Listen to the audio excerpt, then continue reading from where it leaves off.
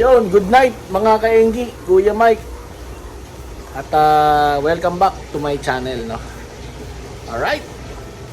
So mga ka-Engi, no, tayo ginabi ngayong vlog na to, no, kasi nga tayo ay mag-update dun sa ating Gapi Farm setup, no. At dumating na yung ating stand, no. Ayun yung ating bagong stand. At mga tank, no, sinasalansan na nila para doon sa ating pag-alaga ng gapi, no? Alright.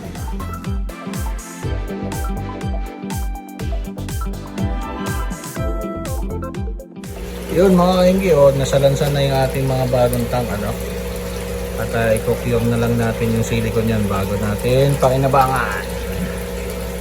So yun mga kainggi, no? Ayun, no? So 4 layers yan, no? Yung ating tank, no? Nagkamali ng pagdikit ng sticker, no? Kaya mukha tuloy pambeta, pero okay na rin yan, no? Goods na rin yan.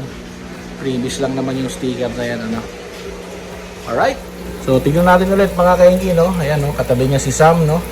Doon sila. So malilinis na natin to. Ayan, yung mga yan, matatanggal na natin yung mga yan. At may mga bagong grow out tank na at breeding tank tayo para do sa ating mga guppies, no? Alright. So ito, no, ibang angle naman, no? Yan, no? Tapos ito yung ating mga ibang tabs, no? So ang plano natin dyan, yung first 2 layers, nandiyan yung ating mga breeding pair or grooming tank, no? Tapos yung dalawa dito is grow out tank, no? Tapos itong mga tabs gagawin na rin natin grow out yan. Tapos itong mga 2.5 yan, it's either grow out na rin yan or breeding, gagawin natin breeding tank na rin yan. Kasi ito nasa ilalim yan, mga grow out na rin yan. Alright, yun mga kainggi, no? So short video lang to, no? At gawa tayo uli ng next video pagka lalagyan na natin sila ng tubig or pag isi-set up na natin yung kanyang mga aerator at ilaw, no? Alright.